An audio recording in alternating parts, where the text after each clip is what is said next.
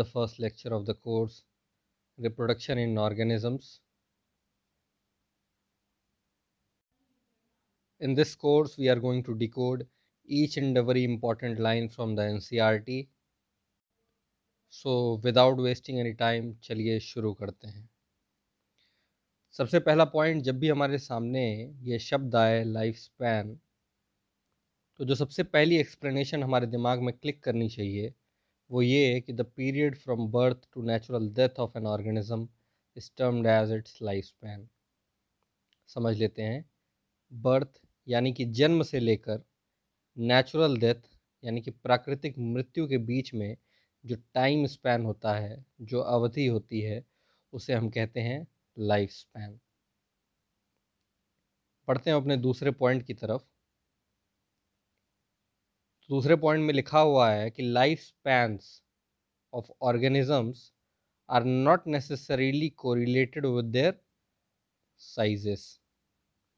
इस लाइन का मतलब यह है कि ऑर्गेनिज्म का जो लाइफ स्पैन है वो उसके साइज पे निर्भर नहीं करता है। इसके इलस्ट्रेशन के लिए यहाँ पे हम देख सकते हैं कि क्रो और पैरट दोनों के साइजेस अप्रॉक्सीमेटली सिमिलर हैं, लेकिन फिर भी उनके लाइफ स्पैन में हमें एक वाइड डिफरेंस देखने को मिलता है। जहाँ एक तरफ क्रो का लाइफ स्पैन 15 ईयर्स है, वहीं दूसरी तरफ पैरट का लाइफ स्पैन 140 ईयर्स है। एक दूसरे इंस्टांस की तरफ हम देख सकते हैं कि पीपल ट्री और मैंगो ट्री दोनों की साइज़ अप्रोक्सीमेटली सिमिलर है, लेकिन उनके लाइफ स्पैन में एक बहुत ही वाइड डिफरेंस देखने को मिलता है। जहाँ पीपल ट्री 2500 ईयर्स है और मैंगो ट्री 100 to 150 ईयर्स है। आगे बढ़ते हैं हम। तो अगला स्टेटमेंट हमारा है कि नो इंडिविजुअल इज इमॉर्टल। कोई भी व्यक्ति अमर नहीं है एक्सेप्ट सिंगल सेल्ड ऑर्गेनिजम्स। तो यहाँ स्टेटमेंट के हमको दो फेज दिखाई दे रहे हैं। एक तरफ ये कह रहा है कि कोई भी व्यक्ति अमर नहीं है, दूसरा ये कह रहा है कि एक्सेप्ट सिंगल सेल्ड ऑर्गेनिजम्स। तो क्या है इसका मतलब, हमें समझना बहुत ज़रूरी है। तो ये कह रहा है कि मान लीजिए कोई एक सिंगल सेल्ड ऑर्गेनिज्म है अमीबा, ये पेरेंट सेल है, वो खुद ही डिवाइड करके तब्दील हो जा रहा है दो डॉटर सेल्स में। यानी कि ये जो पेरेंट सेल है वो डिस्ट्रॉय नहीं हो रहा बल्कि खुद ही तब्दील हो जा रहा है दो डॉटर सेल्स में। तो यहाँ पे कोई नेचुरल डेथ नहीं है ऐसे ऑर्गेनिजम्स का। तो इसीलिए कहा जाता है कि no individual is immortal except the single celled organisms. आगे बढ़ते हैं। हमारे पास कुछ ऑर्गेनिजम्स की लाइफ स्पैन के बारे में दिया गया है। जैसे एलिफेंट है, उसका लाइफ स्पैन है 60 to 90 ईयर्स। रोज़ है, उसका लाइफ स्पैन है 5 to 7 years. Dog 20 to 30 years. Butterfly तितली 1 से 2 weeks. Crow 15 years. Banana tree 25 years. Cow 20 to 25 years.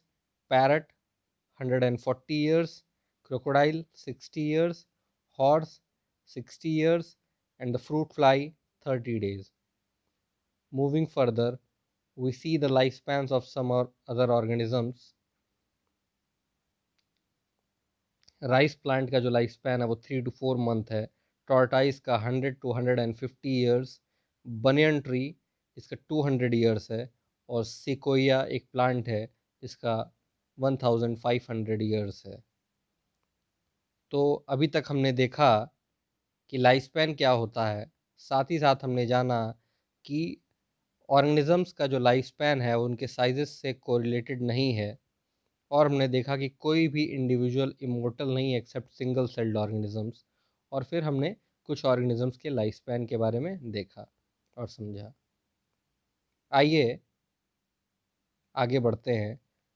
तो हम देख रहे हैं कि इस पृथ्वी पे हज़ारों सालों से कई सारे ऑर्गेनिजम्स एग्जिस्ट करते आ रहे हैं। तो क्या ऐसा कारण है कि इनका जो कंटिन्यूटी है वो इंश्योर हुआ है? तो वो प्रोसेस है रिप्रोडक्शन, जिसके कारण ये अभी तक बने हुए हैं इस पृथ्वी पे। तो सबसे पहली चीज़ हमें इसके डिफ़ाइन करना सीखना होगा कि रिप्रोडक्शन क्या है।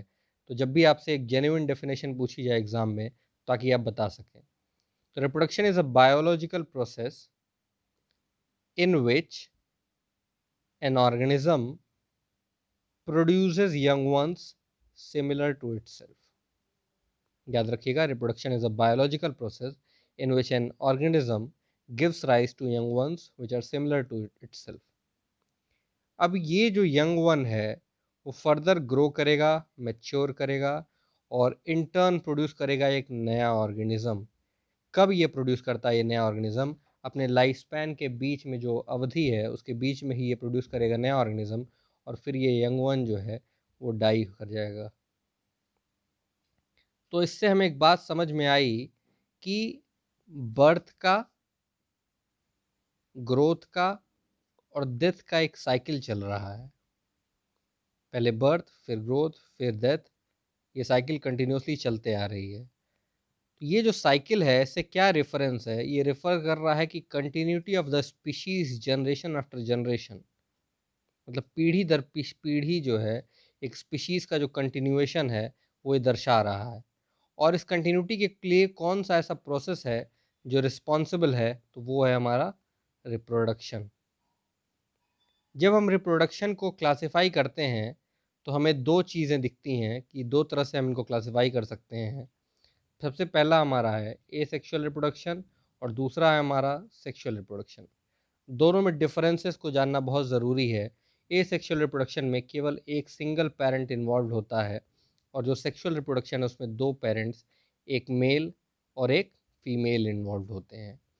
एसेक्सुअल रिप्रोडक्शन में गैमीट का फॉर्मेशन हो भी सकता है और नहीं भी हो सकता है, मतलब विथ और without the involvement of gamete formation. वहीं सेक्सुअल रिप्रोडक्शन में fusion of male and female gametes is a important event.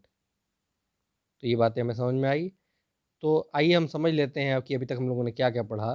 तो अभी तक हम लोगों ने लाइफ स्पैन देखा कि लाइफ स्पैन क्या होता है, कि the period from birth to natural death of an organism is termed as its life span.